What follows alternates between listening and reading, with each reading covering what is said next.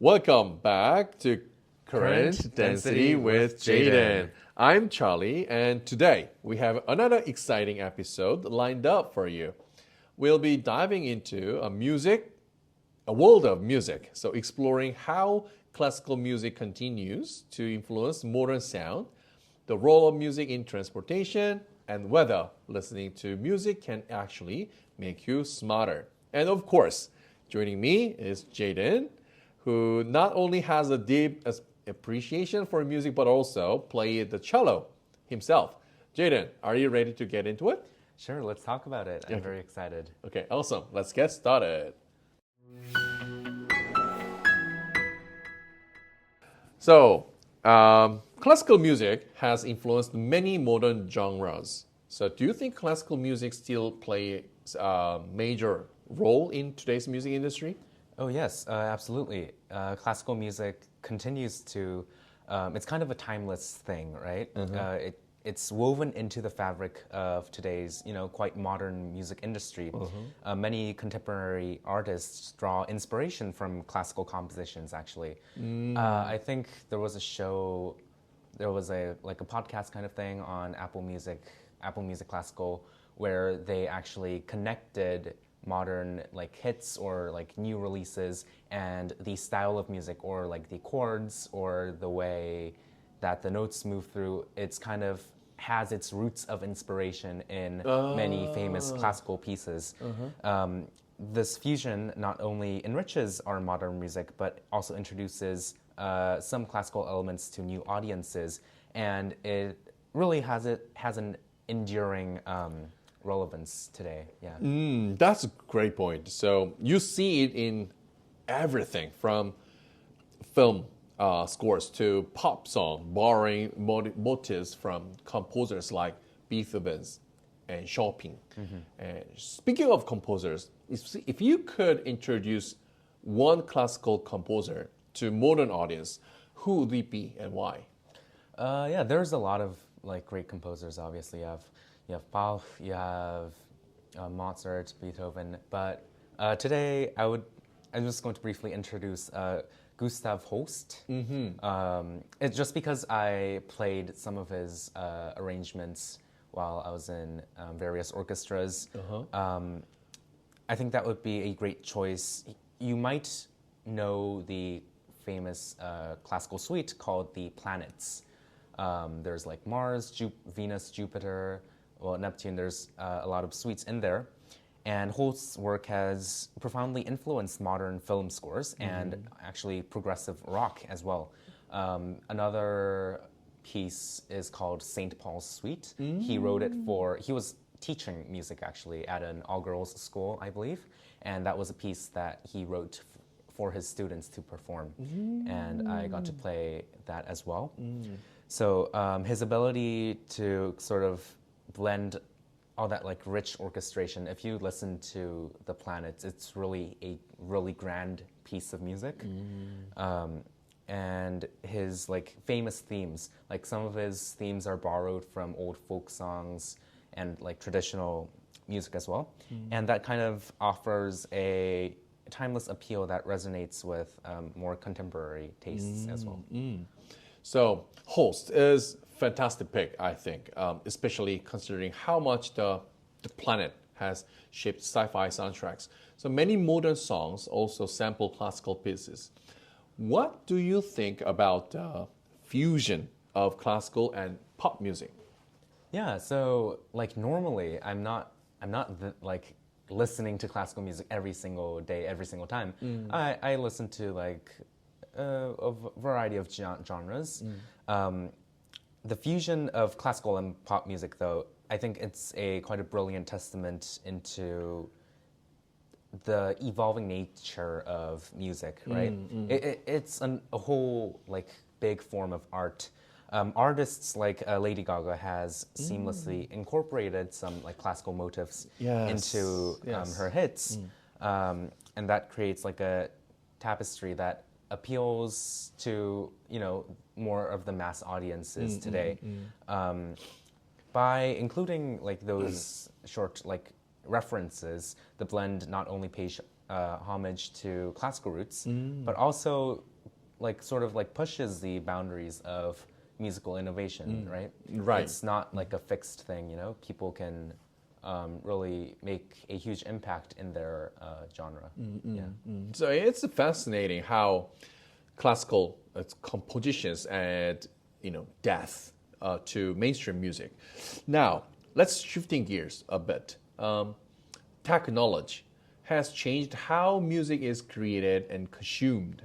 Do you think the digital music production enhances or harms musical creativity? So digital music production is obviously like a lot of artists use it today, right? I don't think like most people who are making music today uses some form of digital means to produce their music. I think it has a lot of benefits. Mainly, it democratizes music creation. If you wanted to, you could download a huge library of sound effects. Instruments, vocal, choir stuff. There's famous programs like, Apple has GarageBand installed on default on their computers. You have Logic Pro. You have like, if you're more into like classical stuff, you can also compose classical music through a famous app called Muse Score, and you can download orchestras onto your computer, so it sounds very, very realistic. Like even like a couple years ago, playing back like music would sound pretty like very, very terrible on a computer because it's like a computer just playing the notes. But with the advancement of sound packages, it's really gotten a lot more realistic. You can really kind of feel the whole orchestra playing on the computer to the piece that you wrote on the computer. So I think a lot more people can experiment, and if they wanted to, they could easily produce the music that they want quite easily.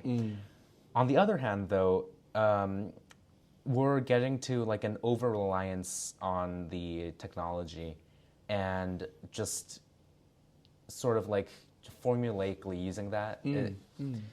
Right? A lot of like songs now follow the same pattern. People say it's too like generic. There's no like creative vibes or like inspirational original pieces than it was like before all the digital technology came out. And that is a totally valid opinion as well, especially like when I listen to K-pop. I listen to K-pop quite a bit, and some of the songs are just like very same. They sound very similar. Yes. Yeah.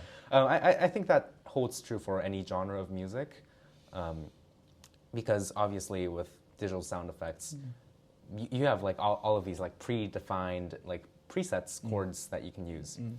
So, but ultimately, I think it's up to the artist's intent and their skill and their like creative originality that really matters, and that really determines whether technology serves as a tool of innovation or just a tool for like overgeneralizing. So sometimes I feel like Korean pop stars, like musicians, they put themselves like into like a drowning position when they use just very similar sound patterns. Yeah. Like so there is always controversy about the copyright things. Oh yeah, So, people are always saying, "Hey, they plagiarized this, Yeah, and yeah, this yeah, plagiarized yeah, that, yeah. And this has this soundtrack in it."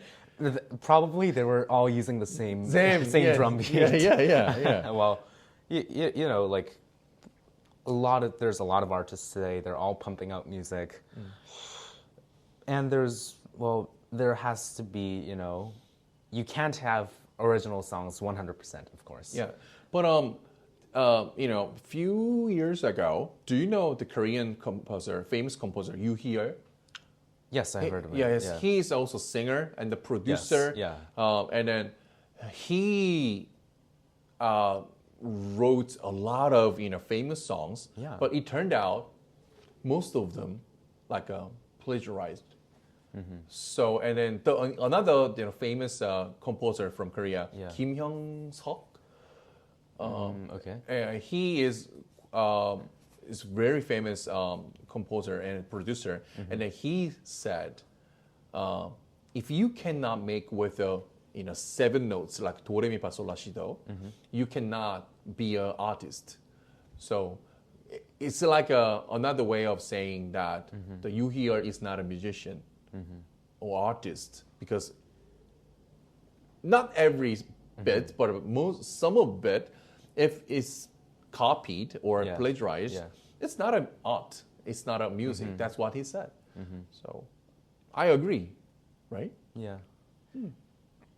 There definitely there's a lot of online discussion, obviously.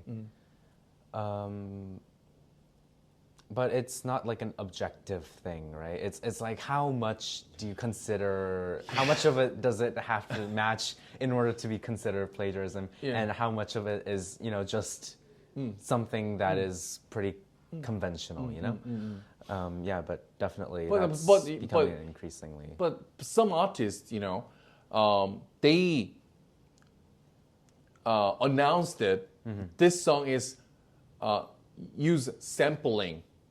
They call it sampling. Yeah. So they use some of the other piece. Yeah. So they call it sampling. But if you hide that what you did, that's not right, I think. So technology can be both liberating and limiting depending on how it's used. So now, let's talk about the music in public space. Have you ever paid attention to the background music in places like subways, airports, or cafes? How do you think it affects people's moods? Yeah, I definitely think that background music is especially important for businesses where you want to attract customers into your space.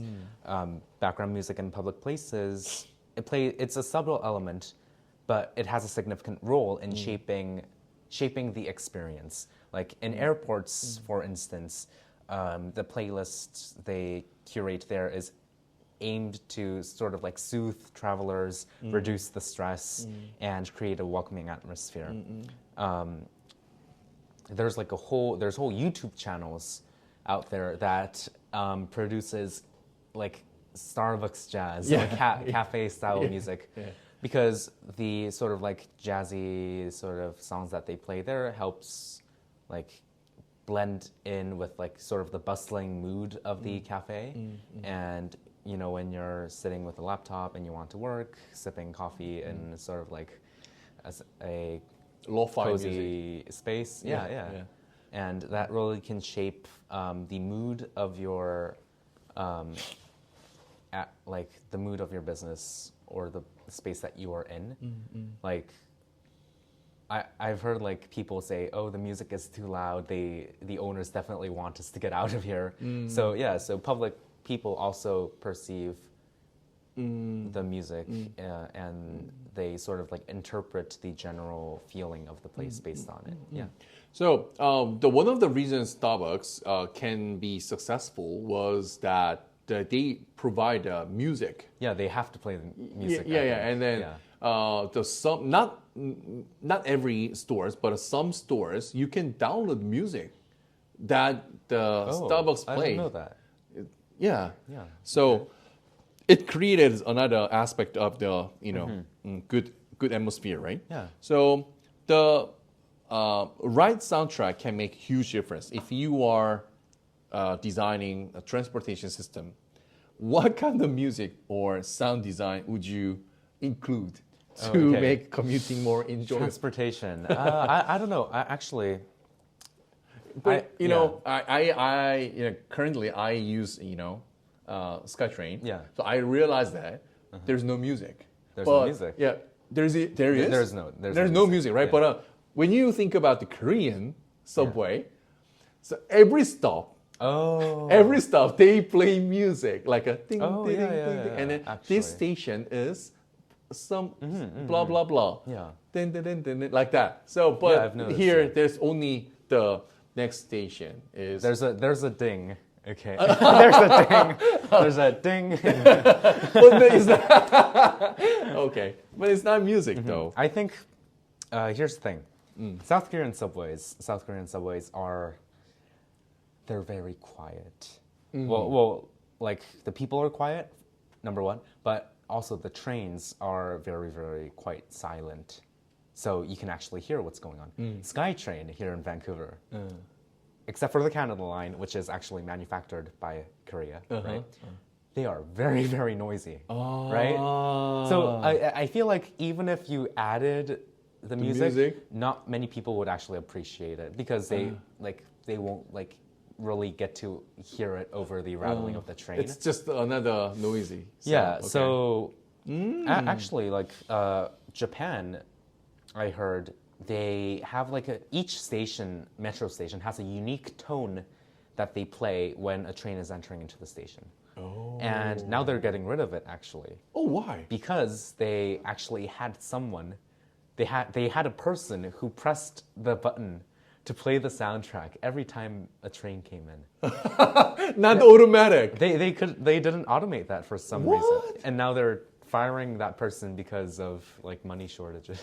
Oh my god. Yeah. So why they cannot make that the automation? I don't know. I think they can, but I don't think they are willing to like invest enough time into it.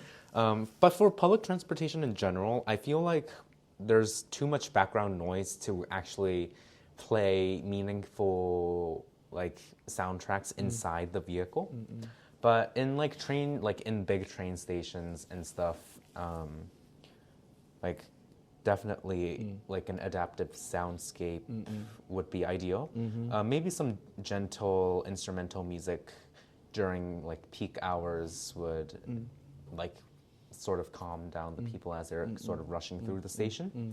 And like some upbeat tunes in off-peak might help energize passengers. But obviously, a lot of people value quietness in public transportation, right? Especially like in Korea and Japan, it's kind of like manners to stay quiet inside the train. In Germany, on the Dutchman, you have like the quiet cars, the quiet zone.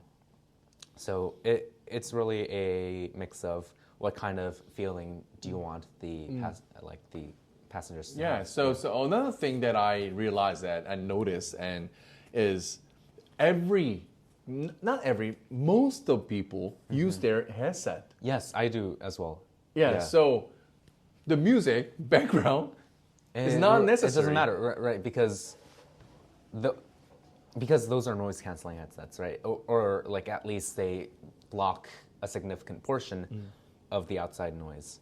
And it's kind of like a good combination. So you have like you're driving through, you have nice views, you're listening to music, and it kind of, for me at least, it kind of creates like a happy sort of like experience. Yeah. So okay. So that sounds like a balanced approach. So some people prefer complete silence while traveling, while others enjoy listening to music. So how does music affect your experience while traveling? Yeah, as I just said, I love listening to music with headphones during like bus rides. It kind of cuts me off from like other like noise in the bus, and like it's kind of, you get to like, it's like your own cocoon. Oh yeah. You get to listen to music, enjoy the views, sort of like not really pay attention to the others around you. And especially if you're traveling like long distances on a train or a bus, you can get easily bored, right? So like, especially like on train rides, you can like read a book, listening to music. I think that's a really good way to spend your time, right? And it really, like, even if the bus is pretty crowded, if I have like music going, I feel like I don't need to like really pay attention or get stressed too much about that. Yeah, overall I think it's a pretty positive experience for me. So have you ever experienced that, your earbuds or earphone falls off from your ear, and then you have to find from the crowds? No? No, Oh, not okay. not for me. I think it depends on your like you know the rubber thing in your earbuds. The size of that you need to like match it to your ear size. For me, I've never had them fall off. It's like AirPods Pro. They're pretty secure, and I think most companies make sure that they don't easily fall off nowadays. Yeah. And then, but I can see many people use, not the buds, but in the heads, overhead. yeah, overhead Yeah. sets. So, Rich people. well, I think it's not, AirPod. It is AirPod Pro. What is that? AirPods Max. Max from Max, Apple, yeah, or like Sony is Yeah. also So, pretty but not popular. just the Max, but Sony, Yeah. Boss. Yeah. And many brands, but I see many people like using the overhead sets. So it might be a good idea, right? Yeah, because I guess that overheads provide more accurate noise cancellation. So AirPods Pro, I believe they have like 3 microphones.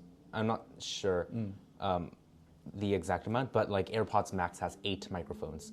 So the way active noise canceling works is that it takes the microphones record the outside environment, and then the speakers produce a sound wave that is the exact inverse of that outside environment. So to your ears, those 2 waves cancel each other out, and you hear, well, in theory, you're supposed to hear nothing, but of course there's like delays and like all that stuff going on. So you hear way less than the normal level. So the more microphones you have, obviously the more accurately your speakers are going to counteract that noise. But there's a study recently published that noise cancellation Might be like cause your hearing problem, right? actually, so it doesn't really have to do much with your hearing. The problems in your ears come from having the headphones in like for too long, and that causes like viruses in your ear, I believe. But more than that, like hearing stuff on noise cancellation all the time might sort of mess with your brain, and brain hearing development, because your brain needs to accurately associate the background noise with the things that you're seeing, I think.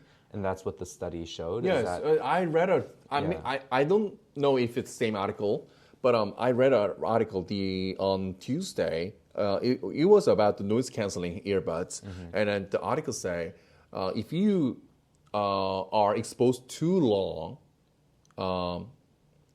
your hearing cannot recognize the urgent like a sound, such as like a beeping, a car beeping, or like that. So sometimes some people, had some kind of problem.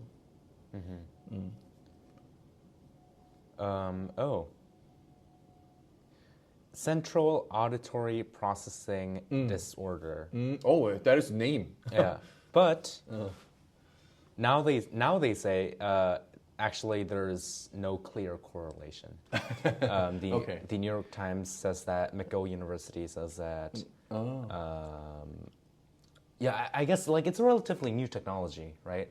So there's like a initially there was like a lot of talk about this. There were studies published that says this, and then there's studies published that actually there's not much of a correlation between these.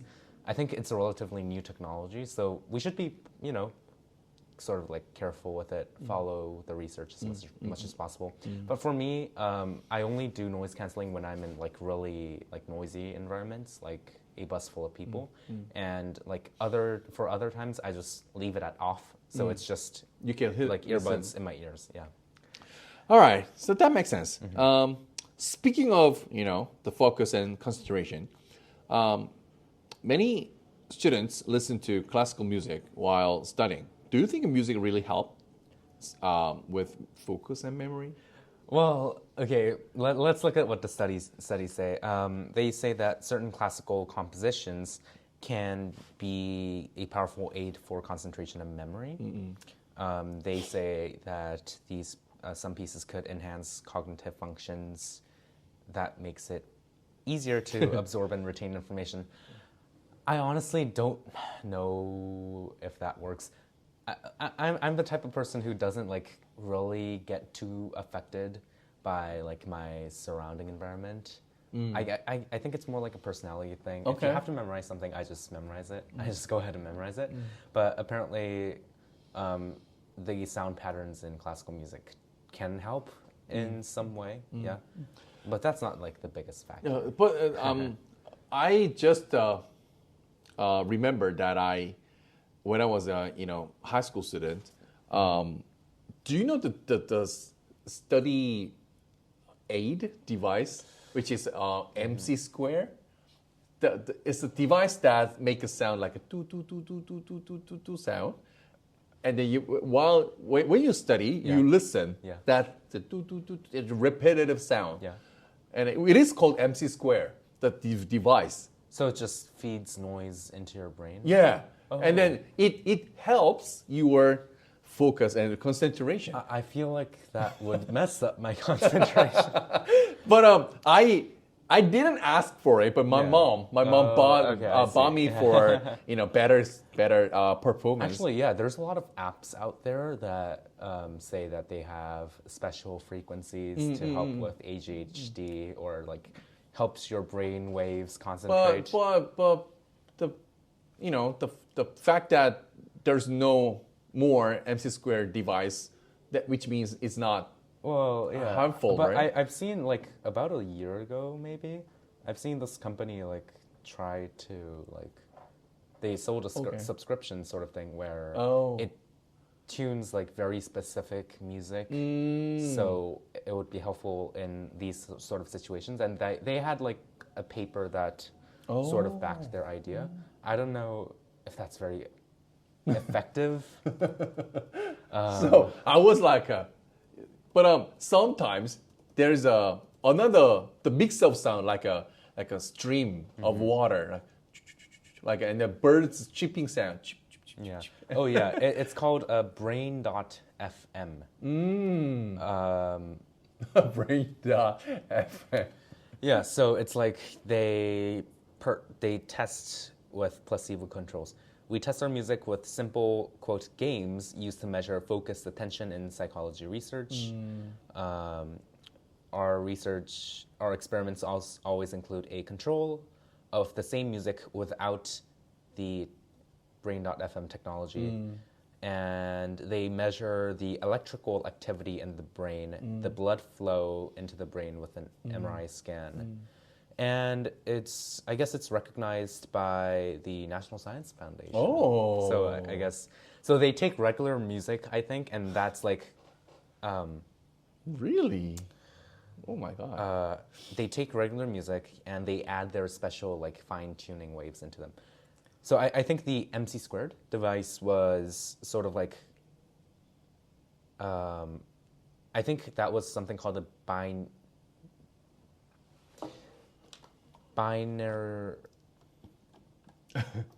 binaural beats, sort of like it's like a primitive technology. Oh of what yeah, they're yeah, doing. yeah. Binaural beats, yeah. And that's like pretty like it was pretty weak. So I guess there are ways to like enhance your brain activity. I guess, yeah. Technology. And then there is another tool. So this is it. So and then there is like a glasses that you can use it when you are asleep. Wow. And it has like a red LEDs, and then I don't know. Isn't that for like your face mask kind of thing? Like there's like skincare machines, which shines red LEDs into your face. But there was a certain the glasses exactly looked like this. I had this, wow, and I didn't have glasses though, but I had the same thing. It's so I don't know. Well, I guess it was definitely ahead of its time back then. Yeah. So, some studies also suggest that learning to play instrument improves, cognitive skills. So, how has playing a cello influenced your thinking or learning habits? Right. So for a string instrument, and all instruments really, but for like strings in particular, it really develops your discipline. It's not easy to get better at it within a like short amount of time. It's quite it's quite difficult to start, and then as you continue, you really gotta. There's no easy way to do stuff, especially for like string instruments. So the discipline of regular practice reflects into your everyday life, whether you're doing schoolwork or doing something unrelated to music. And I think it has a lot of like other like social benefits as well. Well, it kind of depends. Depends on the person, but generally, I think it sort of makes you more mature and like more resilient in doing, in like living your like everyday life. And I think the best benefit of like playing the cello and being part of an orchestra is actually the people who make up that orchestra. So it's really like a team. It's a team effort, right? You have the music teacher or conductor who's leading everyone, but everyone can have good skills individually, but that doesn't mean that you're going to play great music together as a team. Like you have to really pay attention to each other. You have to pay attention to the conductor and make sure to actively listen to each other. And like people say, you have to breathe together as well. So and that's the key to making good music. And in the process, you really get to see like very talented people, and usually there are very, very nice people. Like many, like almost all of my friends in high school and middle school in some way had they were like in some place in the orchestra or the music program. So I believe that's like a great social opportunity as well. Plus the these sort of like habits or mindsets that practicing an instrument can give you. So when it comes to the conductor, Yes. actually I have a question. Yeah. From my perspective, I don't see any rules to give instructions to the orchestra as a conductor. Yeah. Is there a certain rule, or is there a specific way to read what's the instruction from the conductor? Short answer is yes. Oh, There's like a whole conducting. If you, I believe I don't know much about music schools. Obviously, that's not my interest. But in music school, you go like if you want to actually train to be a conductor, you go through some very rigorous training. My music teacher, currently in high school, she had to basically learn how to play every type of instrument. And most professional conductors know a bit about probably like every instrument in the orchestra, because what they have to do is they have to take the original like piece, and then they sort of have to interpret that as you would interpret literature. There are many ways that you can play and interpret a piece, and it is the conductor's job to make sure the entire to give sort of like orders to the orchestra on how to play this part and how it all sounds together in harmony. So basically, the conductor knows everyone in the orchestra, and for their like specific techniques, I believe there are like a lot of basic like conducting shapes that you can use. Normally, right hand is used to control the tempo. That's usually the baton hand, right? They hold the baton, and then the left hand is more for like dynamics and expressions. What they like, you look at their left hand to see like, do you need to play softer or like, do you need to play out? And they sort of give visual cues with their hands, their facial expressions, and sort of like that. So as a member in the orchestra or ensemble, the first thing is they control the beat, right? They control the tempo, so you have to actively look at the conductor and make sure that you're playing along correctly. And then they will look at you and they will give you cues. If you're like, for many orchestral pieces, you rest for a bit and then you start playing again. And all the timing stuff has to be done by the conductor. So the conductor is a very important role in the orchestra. And I've seen like short videos of like ordinary people who don't like, who hasn't like really seen conducting, and they tried to conduct an orchestra, and it doesn't go very well because, and yeah, it takes quite a lot of skill to do that. But when they have a performance, before they perform, they practice a lot, right? Yeah, they practice a lot. But isn't it kind of certain promise? I mean, like okay, conductors say, let's play harder or let's play softer.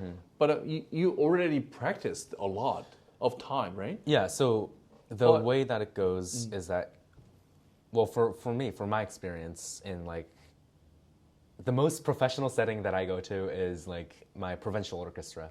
So what we did is over the summer, we individually practice our parts. So you arrive to the rehearsals fully prepared in your parts. But that doesn't mean that in the actual performance you're going to be playing as exactly as you practiced. It's the conductor's job to modify some parts of the score. It says play like at forte here, but you should tone down your volume a little bit here so that the other section can be heard a bit more. So it's the conductor's job to sort of like fine tune and adjust each part as necessary, because every ensemble is different and like every situation that we're playing is different. So it takes their insight and adaptation to do that. Yeah. Okay. So, if you had to recommend one piece of music to help someone relax and focus, what would it be? For me, classical music is actually like, it's not that peaceful, I think. Like some pieces are, but a lot of pieces have very arching like dynamics. And that's what makes it like enjoyable to listen to, right? If I wanted to achieve maximum focus personally, I just wouldn't personally listen to music. But for like relaxation and focus, that kind of thing, Bach's Air on the G string. It's more like a serene melody and a like sort of like more gentler, on the more gentler side. So it overall like creates a calming ambience. Yeah. So I think that would be a great companion for like light study sessions. Sometimes I do miss music actually. If I'm working on some like repetitive things, I do like to take a break, listen to some things. Starbucks jazz music is also, I found it's pretty good as well. Yeah. So there's no reason to like limit yourself to classical, but usually that's like, you know, the more tamer side when it comes to music. So personally, I really enjoy listening jazz music. My favorite jazz musician is Chet Baker. Okay. And his trumpet sound is very good for me to relax and focus. Yeah, well, personally, I don't know much about jazz because it's usually classical. As a classical player, we tend to follow very structured patterns and quite regular beats. Yeah. So jazz is way more freestyle and I guess like more like playful and that kind of feeling. So like trumpet players, there are trumpets in the orchestra and there's trumpets and like other brass instruments in the jazz bands as well.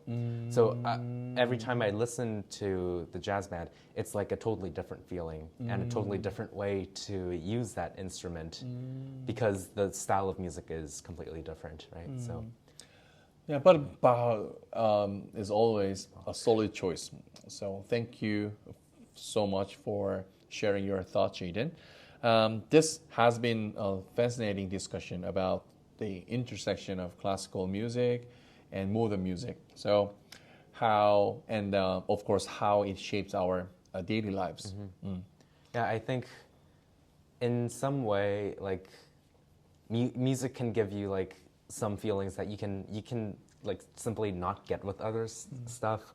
It sometimes gives you like motivation. It sometimes tames your feelings, and I encourage like anyone in like to like some in some sort of way to get involved with music at some point in their lives. I think it's a great thing to do, like both in terms of like how it affects your personality and stuff, but I think it's a great side hustle or like something to do in your free time as well. Yeah, that was such an insightful conversation. So we covered everything from classical composers to how music shapes our daily lives.